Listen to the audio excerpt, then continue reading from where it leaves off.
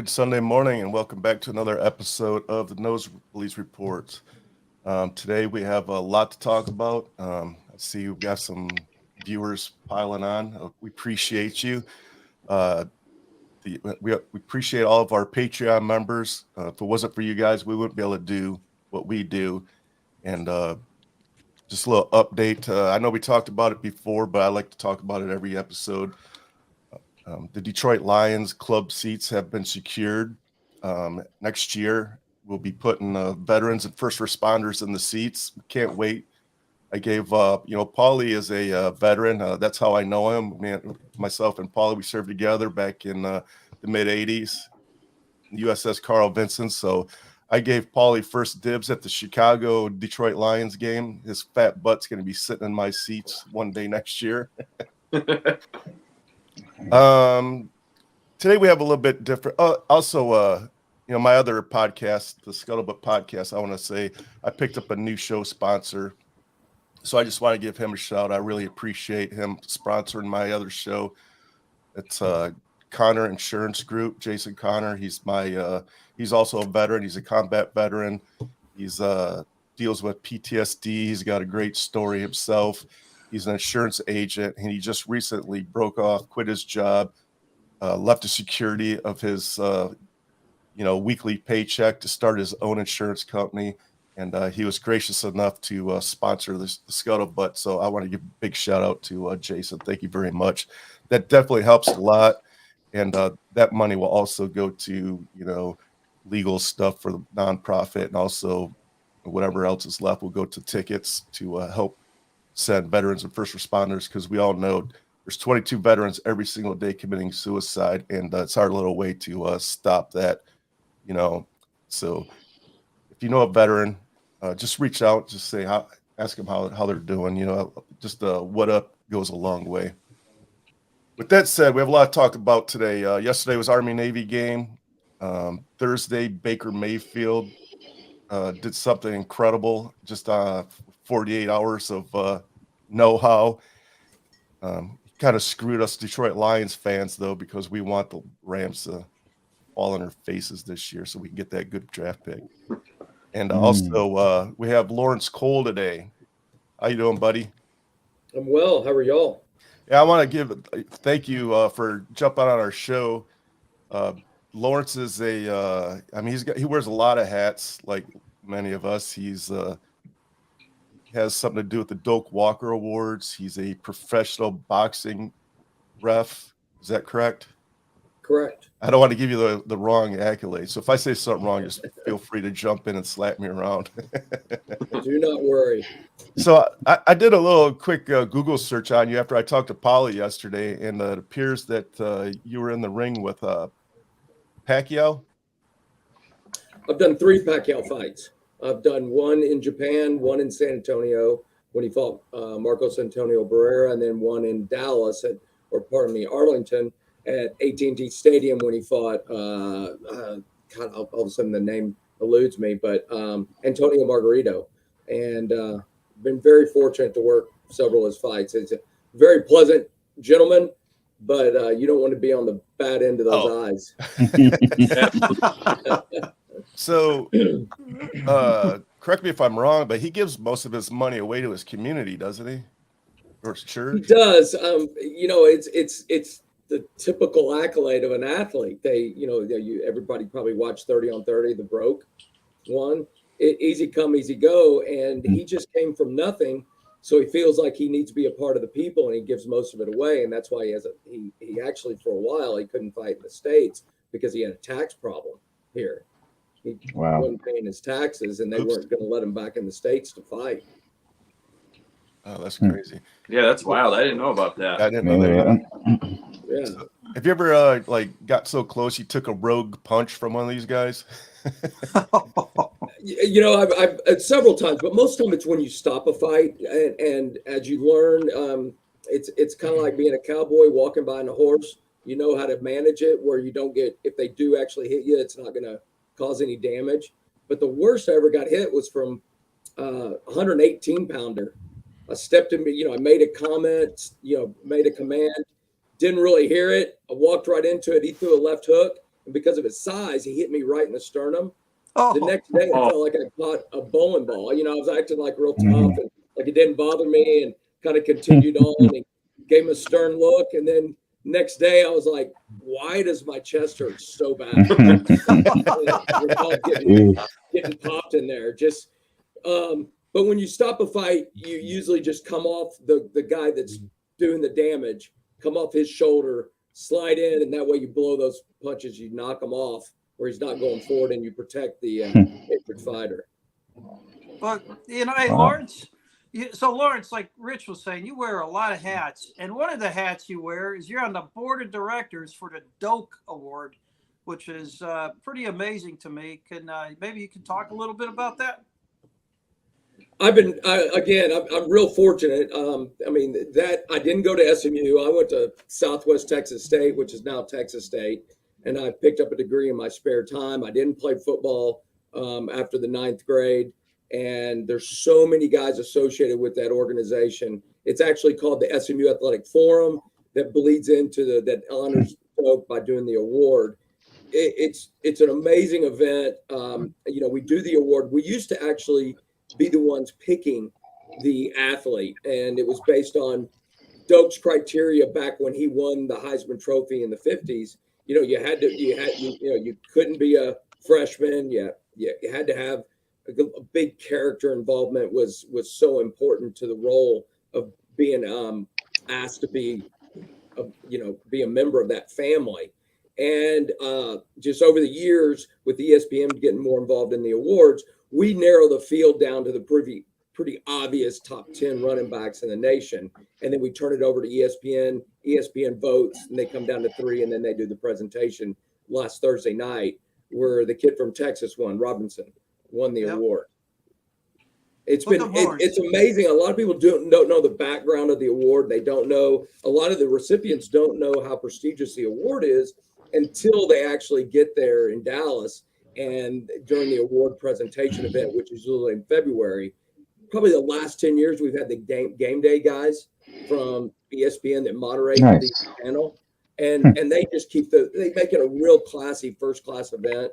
And, some of the award recipients in the past have been guys like Eddie George, Ricky Williams, LaDainian Tomlinson, Darren McFadden, Larry Johnson, Trent Richardson. And then most recently, we had Bryce Love, he was a fantastic young man that's probably in med school now. And then Jonathan Taylor won it back-to-back years. And what a really pleasant young man. And as a parent of 20-year-olds, I love meeting their parents. It really shows where the apple doesn't fall far from the tree. And talk about a really classy young man. Jonathan Taylor is.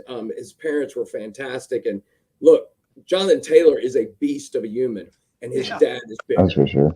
I asked if his dad was juicing, because his dad's going to be like in his mid-50s, and his dad is huge, and he's fit. He probably pushed his kid a lot working out. Yeah. That's amazing. The second leg of that award is that event is a Legends Award, where they bring back guys that should have won the award back in their college days, and that's been a lot of fun because you meet guys that go play ball back in the 40s and 50s. More recently we're getting more guys in the 60s, but we've had guys obviously Barry Sanders and Bo Jackson and Floyd Little, but we had Jim Brown come and accept the award. We've had old timers like Jim Taylor that played at Green Bay, and Jim Sweet, John David Crow, and guys like that are just they hear their stories. And one of them was Tommy McDonald, was the last. They moved him from running back. He played at Oklahoma during the Bud Wilkinson days. Probably didn't lose too many games at Oklahoma. He went on to play ball at Philadelphia, and he was probably one of the most entertaining guys that we've ever had, because it was Christmas morning for him when he had the whole weekend that he was there. But they asked him if he ever regretted. He was one of the last ball players to not wear a face mask in the NFL. And they asked him if he ever regretted anything. And he took out his teeth and threw them on the dais. And the place fell apart, and it was the end of the film. I guess that was his answer. Right. That was hilarious. I mean, you gotta be tough as nails to not wear a face mask. Like that's insane. Well, I think as the evolution of a game, the old leather helmet, they played very differently. And then when they started bringing in the harder plastic, it used the helmet now as a weapon. And now they're trying to alter that, with the college targeting, etc. But back in those days with the guys with those forearms, like Ditka, like you have that jersey, he had that shoulder. And I know there was another guy from TCU that could pop that shoulder into guys and would rock their world. And, we call them hospital balls where guys go over the middle, and they reach out those arms and it's wide open. You're one step away going to the hospital. Hey, Laurence, so I got to ask, Jim Brown is such a legend. What was he like when you met him? I've been fortunate to meet him twice. He was one of the original inductees to the Cotton Bowl Hall of Fame years ago, and then he came back for the SMU. And he's a very classy, underspoken man, very direct, very solid. What I really enjoyed was the opportunity to have the little conversation with him. He was very honored by having that, but I wanted to make sure my kids met him. And a lot of times my kids are now in their 20s, and this was, probably 10 years ago when he won the award, but half the time they have no clue who we're talking about, but I want them to be able to know it when things come up down the road. But he was so instrumental in not only being a fantastic athlete and being a great lacrosse player and playing ball at Syracuse, but also civil rights movement. And then, now more recently, there was a movie that came out, the HBO that had the movie about him and Ali talking prior to one of Ali's fights. And so, these guys are bigger than just being an athlete now. And that's what's so neat about having the opportunity to meet him. And he gave my boys the look, and then the kind of the pistol shoot and wink, kind of like, you're all right. And that meant a lot to me. Yeah, that's very cool. Very cool. So I just couldn't imagine going back to your boxing, your professional referee activities. I just couldn't imagine being that close to like a world champion boxer like Pacquiao. I mean, when they hit each other, I mean, that must be like thunderous when you're right there. Yeah, you got to feel it. Yeah, absolutely. The amazing thing, and that's, to me, it's what's the difference between MMA and boxing is how boxers are able to slip punches. I mean, a lot of people don't realize where you put Vaseline on the face, you put it on the high points, and they're just so good at making that slight movement, and they don't get hit. I mean, you look at, now Pacquiao was a little bit of a face fighter, but you look at someone like Floyd Mayweather, he looks like he got out of a spin class. He doesn't he can go 12 rounds with somebody and not get hit. Yeah, and that's the amazing aspect of the sport. Where Pacquiao was amazing is being when you're that close. A lot of guys just throw punches and they think everything's the same speed. And watching Pacquiao, he's kind of like a baseball pitcher. Changes up, he changes the arm movements, he changes directions where the punch is coming from, and he changes the speed of it. And the way guys will feint and move into a punch, he'll be able to land them. And he was really, really, really good at that. Big punchers are, like where Errol Spence is a local kid that I've worked a couple of his fights. He does great body work. And those are the punches that take it out of me. The headshots, you really, as a former fighter, and obviously, the old saying, if you can't do, you teach. And if you can't teach, you officiate. I just went all the way to officiate. Where those guys, I mean, headshots, you never, you never felt them. Next thing you know, you're the referee sideways and you're on what's going on. With the body shots, it's a delayed reaction. All of y'all playing sports, we had the wind knocked out of us. But it's that delayed reaction where a guy takes a half step back and then drops to a knee and kind of puts his hand up and go, okay, give me a second. How am I going to regroup? And those are the punches where I'm lifting my legs because they hurt so bad. Yeah. And probably especially in person, it's even, on TV, it doesn't look bad sometimes. Yeah. And it doesn't look as fast as I'm sure it does, when you're mere inches or feet away from them. Well, look, to me, that's the difference of every sport. You look at hockey, you look at baseball. Right. You don't realize how fast the ball's moving until you sit in the batter's box. You don't realize the car wreck on every NFL play. I mean, there is multiple car wrecks. And when you actually are able to see when the way a fighter moves, the way they can cut the ring off, and the way they alter their body positions to avoid being hurt. And then you realize when a guy is hurt, which personally I have a lot of empathy as a fighter, when a guy's staggered, when a guy's hurt, you look at all the different elements of that. You look at how their neck reaction is. You look at how their feet and their balance is. As guys get tired, their balance gets a little bit further apart. It's a little bit harder for them to get their balance.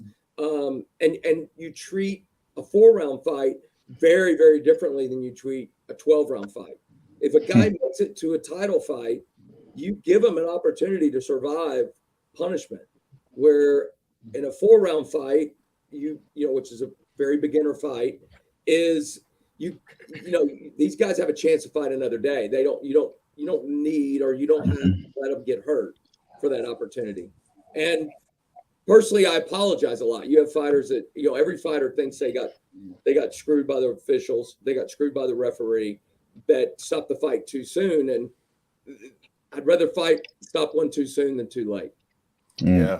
And you got a tough position because, you're calling these huge fights, Pacquiao level championship fights and what have you. And, you can't win for losing, I would think, Laurence. No matter what you do, somebody's going to be a critic, I would think. Well, everybody's a fan. So no matter what happens, they're going to say, okay, something happened and you missed something.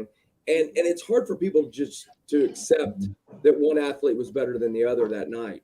Right. And as they don't write fan pages for any ring official. Now, some guys get great notoriety, like Mills Lane is one of them that just passed away recently. You have guys that build on that, but most of them, I mean, everybody complains, and obviously media, they don't do the background. I've never, that's a bad word. Rarely see a media guy come to an official seminar. So their attitude is, I go to a lot of fights, or I watch a lot of fights, so I know who won the fight. Well, personally, do I want to go, and I have a cavity, do I want to go to a guy that does 8 cavities a year, or a guy that does 300 of them a year? Right. More. Right. So we constantly work on improvement, working on make better decisions or handling things a different way. There's a lot of gray area in what we do as a referee. There's a lot of things you let slide, but there's a lot of things that you have to let you have to sell the call. You have to let the guy in the last row know why you stop the fight, or you set the table why you stop the fight. I think the picture you put up was a picture of was Pacquiao Margarito, and unbeknownst to me, and I get criticized for it, but I'm not a doctor, is Margarito broke his eye socket in the fight. Wow. And his eye was swelling shut. Well, I had to put my hand over his good eye and asked him how many fingers he answered, how many fingers I was holding up. Well, he answered correctly. Well, if I wasn't mic'd, I would have stopped the fight. But since I was mic'd and everybody knew the answer, I had to let it go. And where we have an issue is, I brought him to the doctor. I tried to set the table, but every time it got close for me to step in and stop it, he would fight back. And to me, that's where the corners have to be more involved. Yeah, they have to be able to step in and say, that's enough for my fighter. Well, yeah, I mean, these guys' lives are on the line. Yeah, right, exactly. And like you said, you're following the rules the guidelines that you have to cover. So, and who knows the fighter better than the cornerman that worked with him for 6 straight weeks? And it's almost like the Tua situation. Who knew who knew about his situation or how he normally acts better than the coaching staff that's around him all the time? I mean, those are the things that and as a professional referee, we have to protect the fighter from himself, because none of them want to quit. And if they're in a world title fight situation, they won't quit. Yeah, they don't. Yeah, and different cultures really, the old same with like a Mexican culture or Latin culture, they'll be carried out on their shield. They will not quit for anything. Wow. Because they're limited on the sports, and that there's so much focus on boxing being such a hero that they won't quit. Wow. Wow. Like true gladiators. Wow. Yeah. Correct. Wow. Yeah, Lawrence, how does a young kid from South Texas, how did you get to be a professional ref? And is there like a school or training? Like how do you get to that position? Look, I'm real fortunate. My grandfather helped start the Golden Gloves in Dallas Nice. back in the 30s, and then Wow. all my cousins, all my uncles fought. My dad actually went to school on a boxing scholarship and went to North Texas, and so my background was around it. And what happened was we all fought as kids. All my cousins fought. We fought, and after a while, my dad knew I wasn't going anywhere as a boxer. He did punk me with introducing me to Don King, and back Nice. in back way before punk was a word. But he did introduce me, and they were going to sign a contract with Don King with me, and then you know, kind of very, very, very fun time in my life. And then he opened up the door. He says, "Look, I can make a referee out of you. The way you move, your knowledge, etc." So worked for years as an amateur official, and then with the help of him and a lot of his friends and a lot of people in the business, started working pro fights in '88, and been doing it ever since. Do you know Michael Buffer? I do. I mean, I've worked a lot of fights with him. He's the to me the classier. I mean, he's really good at what he does. He's really good at generating excitement for fights with what he says. I'm more of a classical guy that's really clean, and my favorite is Jimmy Lennon Jr. is the way he is. He works real hard on the pronunciation of names. Worked with him all over the world, and he's just he's a really classy man. And his father was a ring announcer, so we have some, being a second generation, we have a lot in common as a second generation within a sport, within an industry. So we have a lot in common where we figured out early that we had to make our own path. So are you involved with UFC? Not at all. That's a whole different animal. And an old University of Texas coach said it's kind of like throwing a football. 3 things can happen and 2 of them are bad.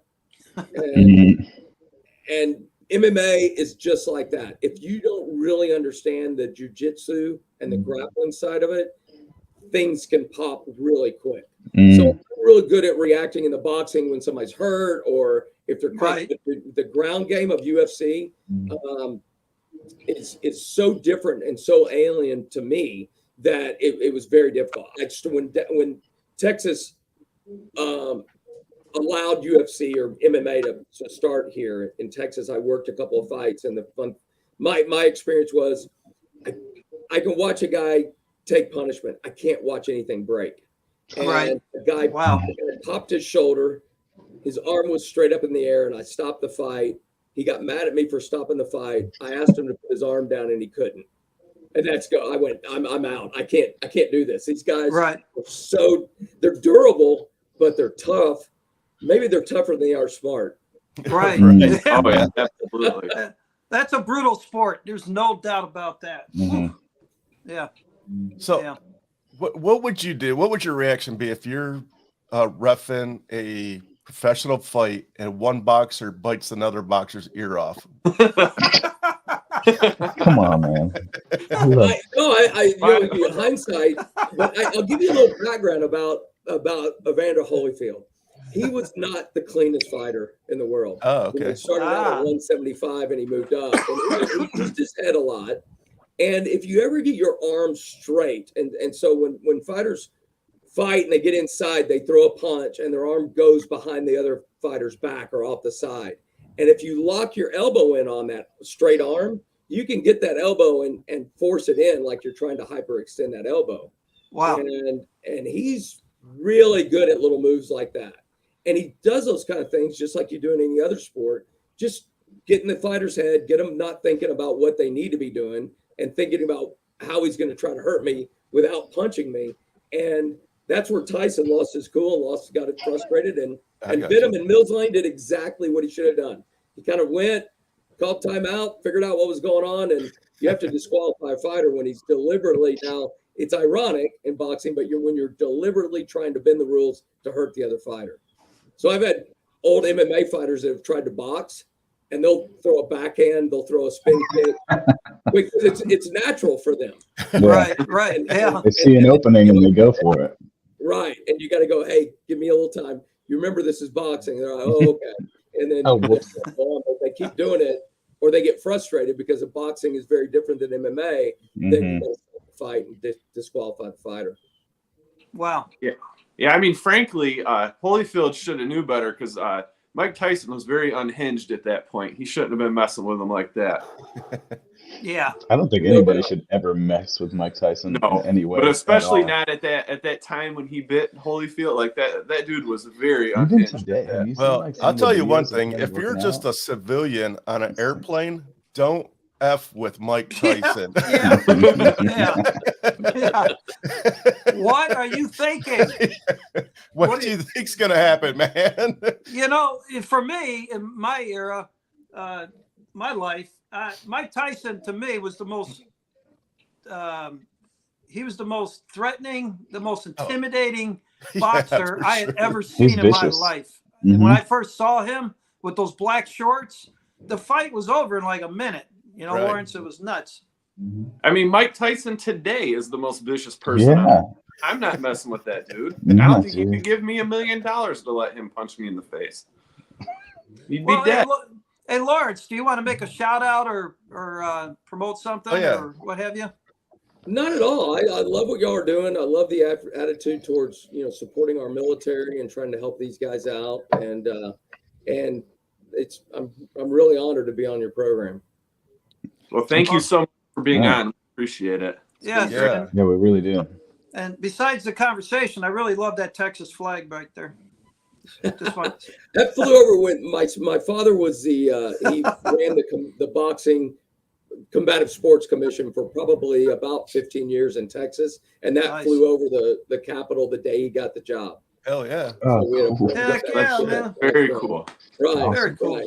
That's awesome. Hey, my favorite is being a Navy veteran, the Staubach jersey you got back there, because for one, he was my childhood hero. I was a huge Dallas Cowboy fan back then, and I hated when Terry Bradshaw would beat him.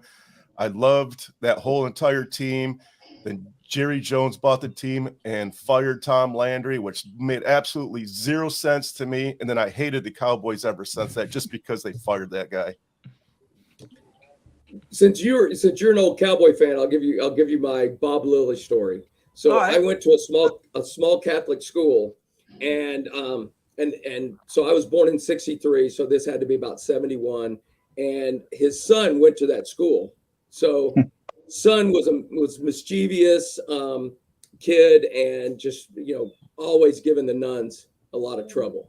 And so usually about once a month or so, Bob Lilly, that we were all watching on TV, running through these offensive lines, just what an animal he was, would have to come to the school and have a little conversation with the principal or the teacher about his son. So he would come into this Catholic school and eclipse a door. He'd walk in the door and there'd be nothing behind him. Wow. And he's a big man. And you would see this 5'0" penguin just crawl up his skirt and just give him a mouthful. I mean, he would wear him out. It was awesome to have that memory of him being just very docile. Yes, ma'am. Yes, ma'am. And then all of a sudden, next Sunday, you'd see him playing ball, just tearing names. Yeah. Wow. So, but that was cool. Great. I was very fortunate. My uncle owned an Italian restaurant, and the family still owns it. And growing up, I bussed tables there. Everybody worked there. And all those old Cowboys, bless you, all the old Cowboys come in all the time. Charlie Waters, Cliff Harris, Randy White. There's actually a dish for Randy White during those great days. Wow. It was a lot of fun as a kid to work in that restaurant. What is Randy White like when he's around? He's another one that's very docile. He's very cerebral. But he still looks like he looks like he could run through Mike Tyson right Wow. now. He Wow. doesn't like mixed martial arts. He is still, he's got to be in this side of 70, and he's still, But when I first met him, he was a kid. He was 21, 22 when I think he came out of Maryland, and came to Dallas, and the Cowboy building, the executive building, is right around the corner from the restaurant, and a lot of the executives, Mr. Brandt and a lot of the would come into the restaurant all the time. Brought him in, and my uncle kind of extended himself and kind of adopted him and helped him out and just kind of advised him and would take care of him whenever he came in and kind of coach him up on the personal style of life. But he was Randy White was so fortunate. Again, so many great players that played on that team, but then he had great mentors. And Staubach was probably retired by that point in time, but was still around the game. And Staubach, everybody looks at him, what a great ball player was as he carried the Navy torch, but he was a great businessman and has developed a great real estate company that he just sold recently. And then his daughter has been a city councilman here in Dallas for years. So fantastic legacy that he has. Accomplished. Yeah. Another prominent Texas athlete that's a businessman is Nolan Ryan. Yeah, I'd say so. Pretty prominent. Yeah. Think so. Yeah. Don't rush the mound on him. Yeah, definitely don't do that. I wouldn't do much with him on a baseball field either, just like Mike Tyson in a boxing ring. Yeah. What are you going to do with that? Well, that was another intimidator, right? Nolan Ryan. He would intimidate the batters because he would throw. He said he would throw inside sometimes just to let them know that, hey, I'm out here, It's like, Plus, wow. he was like 30 years ahead of his time. He was, he was throwing 100 miles an hour back when that wasn't even a thing, and he was huge too. So it was like a Randy Johnson era type of pitcher, but way before that. And he was in his 40s when he beat up Robin Ventura. Yeah. He was in his 40s. He could have been a boxer. Yeah, I was gonna say, you need Laurence Cole out there on the rubber. Yeah, Laurence, you would have had your hands full when Ventura rushed Nolan Ryan on the mound. He wouldn't have. That's what you Nolan just Ryan beat him up. What's that? Yeah, Nolan Ryan beat him up. It wasn't even a fair easy fight. call. Yeah. He would have got no this. grief afterwards. Everybody would have been like, "Oh yeah, he called it well." All right. So, do you have any more stories, or you want to go on to the picks? I'd rather look at the picks. One fun. Well, thanks, Eric. I appreciate that. One Go real ahead. quick fun story was me when I did Pacquiao Margarito. There was probably 75,000 people at AT&T Stadium. That's crazy. And as you can tell, I have a pretty loud voice and pretty strong voice. And so I was trying to get some water ringside in between the fight and in between rounds and just trying to settle myself because the noise was deafening in that arena. Wow. And I yelled a couple of times at the commission table to get a bottle of water. And I yelled one more time and I looked up and there was Jimmy Johnson, Jerry Jones, Troy Aikman. At the time, David Greenberg, who owned the Rangers, were all sitting in the right behind the technical zone. And they're all staring at me. And I just kind of sit back and I went, wow, that is really surreal. Yeah, Real. Yeah. You need a picture of that. You need to find some video. Right. Yeah. Awesome. That would have been a great picture. That would have been Yeah. awesome. Yeah. So, okay, one more question. Since you brought up the Rangers, have you ever met George W. Bush? I have met President Bush. I actually have some baseballs that are signed by President Bush. Hell yeah. Because at the time when we met him, it was prior when he was governor of Texas and he was with the Rangers. It was prior to that. So we met him early on. There was a promoter here in Dallas that was the guy was formerly associated with the World Boxing Council that did these black tie events. And he would bring in celebrities, throw in boxing, and bring in real estate people that would make deals. And a lot of athletes and predominant business people would come in. And that's where I was fortunate enough to meet him. Yeah. Nice. Well, I gotta ask. He's the kind of guy you want to go have a beer with. I mean, there's a lot of presidents that come across as guys that are more politicians. He seemed real down to earth. Yeah. And you meet some of these guys in different environments, but he was what I enjoyed about the quick conversations or meeting him several times. He made you feel like you were the only person there in a room with 1,200 people. And My favorite thing about George W. Bush is right after 9/11, that dude put a bulletproof vest on, went out and threw the first pitch at a Yankees game and threw a strike with, 100,000 people watching, probably more than that, just on live television, and just nailed a strike. And one of the players, I don't know, was it Jeter or somebody, said, "Hey, Mr. President, whatever you do not bounce that ball in there because you will get booed here." And he just nailed it, man. And like literally, like he had the entire country on his shoulders on that day. I couldn't imagine the pressure, and he just went in there and just threw a strike. It was like, oh my God, that was fucking America, man. I got one last question. Have you met Jerry Jones, Laurence? I have a couple of times. We've done some things since we've had fights out there. We've met him. His he lives not far from where my office is, and then he up in Frisco is where the new practice facility is. And Jerry's exactly what you would think of Jerry.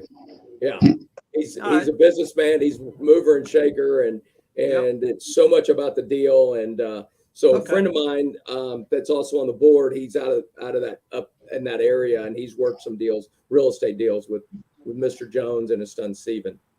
Okay. Wow. Thank you. So I'm old school in the sense of so many people, because I got kicked under the table or my mom slapped me on the back, of not calling, people that you respect Mr.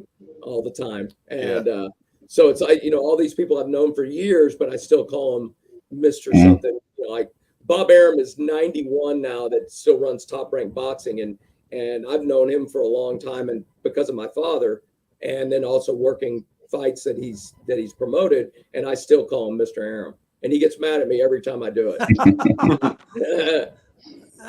That's good though. That's good stuff there. Thank you, Laurence. Yes, thank you. Always, thank you. It's definitely a pleasure having you on. Yeah, absolutely. Sorry. So every week we do NFL picks, and Paulie is in the lead with 125. And I think actually he's been cheating off of me. As far as the numbers go, that does not make sense. Yeah, I know. Wait a minute. How am I cheating off of you? I don't know. So Jason's a close second with 123. Eric, you're in the freaking toilet, man. I know, it's terrible. I'm sorry, people. Yeah. That's okay, because hey, you know what's wrong with my column though, is I don't see my Bears in there, and I know it's they're off this weekend, but I still want them in there. Well, we'll allow you to pick them, but you will lose a point for it. Yeah, that's no matter fine. What. I'll take a point deduction. That's fine. Anyways, so we'll see what happens. happens. Difference. We'll see what happens. Games different. Chargers game, a couple of. All right, so I was going to talk about Baker Mayfield and stuff, but we're already at 40 minutes. Anybody else have anything? Eric, I know you wanted to touch a few things. We'll do it next week. It's all good. Aaron Judge is back in New York. Yeah, we don't like that. Oh, well, you deal with it. All right. Well, thank you again. Did somebody just drop Mr. Cole into the green room? I don't know what happened. I think me and you are the only ones that can do that, and it wasn't me. Yeah. There all right, so we're gonna wrap it up. Again, Mr. Cole, thanks a lot for hopping on with us, and thank you. Feel free to thank you so much. Take this YouTube video and spread it out to all your friends. Tell them we're doing great things up here. Yeah, Jerry Jones has nothing to do next weekend. Yes, we'll be here on Sunday. So. Yeah, Every Sunday. All right, guys, thanks a lot. We'll see you next Sunday. Yep. See you guys. Have a good week. Thank you, Laurence. Yeah, thank you. Thank sir. you. All right. Bye.